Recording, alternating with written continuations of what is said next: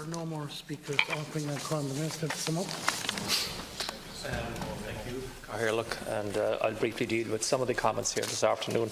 Can I first of all just to thank the deputies who participated in the debate this afternoon, to Deputy Kelleher, Deputy Snowick and Deputy O'Reilly and to Deputy Breen for their comments. I've listened to 10 committee reports, and of course I will be dealing with some of these issues later on at committee stage as well. Just to talk about I suppose the defence forces there that Deputy Snowick raised. Can I say that the Department of Defence were very active participants in the working group that led to the development of this bill. But I understand that there is an internal defence industrial relations procedures all under review at the moment in the Department of Defence. And I certainly would like to refer to Deputy Snowick to the recent report by Mr Gerard Barry, Chair of the Defence Conciliation Council, PT4, and who attended the Council. So that's something that's under consideration, obviously, by the Defence Forces, and that review is ongoing, and I think that we should let the procedures, ongoing procedures, carry on with their internal procedures in relation to the review. But I think the fact that they were part of the working group should be noted, and they know exactly what has happened here. Deputy O'Reilly referred to, and I'll briefly deal with that as well, and that's does legislation allow the Gardaí to go on strike? The answer here is no. In Ireland, there is no general right for any worker to strike. Rather, trade unions are protected from the consequences of deciding to take strike action in certain circumstances.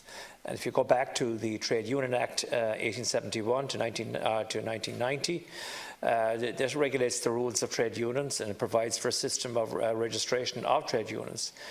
In return, trade unions are protected from prosecutions for economic torts through the Industrial Relations Act, which confers immunity on workers and their representatives if they are acting in contemplation of furtherance of trade disputes. Any industrial action must be lawful, as you know, and several preconditions must be met, including that of the immunities only apply to members and officials of authorised trade unions. If the dispute relates to an industrial worker, then any agreed procedures in the workplace or procedures normally availed of by customs or practice must be availed of first. And if the industrial action or strike is to be supported by a trade union, as you know, a secret ballot must be held first. So it remains the position, Deputy O'Reilly, that the Trade Union Acts do not apply to Gardaí, and members of the Garda Representatives Association are excluded from the protections under the Industrial Relations Act for persons engaged in industrial actions. In relation to the WRC, it was mentioned by a number of speakers here today as well. Can I say to you that I secured extra funding for the WRC in the budget this year, and some of that money will go into improved premises for the WRC across the country. I think it's important that where the WRC are present, that they have premises that people can avail of. They know that they're there, so that people can take their issues with the WRC there. So some of that funding will be put in there. If you have attended some of the recent events around the country, and some of you may have, some of you may not, Clown Championships in Tullamore, and also the Tullamore Show, you will see that the WRC had a very prominent stand for the public to see exactly what they do out there, and so that's some of the money will be spent there as well. They'll also we'll be putting funding with the WRC will be putting funding into adjudication numbers as well. So I'm happy that we were able to secure that funding in the budget this year.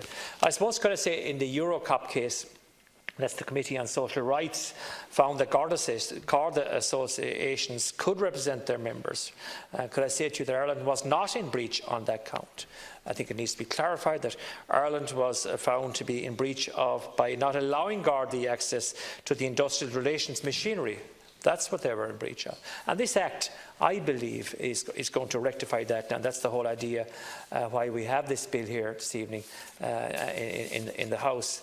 Garda associations, are full members of the working group that is currently examining the internal Garda dispute, Deputy Breen, and along with those of the WRC. And the second phase of the working group, I understand, is expected to conclude their work sometime during next year, 2019. So, can I say, listen, I look forward to working with all the deputies, and I thank you for your interest in this bill. I think it's an important, it's a short bill, but it's an important piece of legislation. As you know, the whole reason for it was, as I outlined in my speech earlier in the House today, we certainly didn't want a situation that arose a few years ago when Gardaí threatened to go on strike. So, listen, I look forward to working with all of you at committee stage. I know some of you will have amendments. We'll go through those amendments, but I think what's important is your support for the bill today, and obviously we'll be looking at other issues during the committee stage. Thank you, Cahill. Right, Ora starts.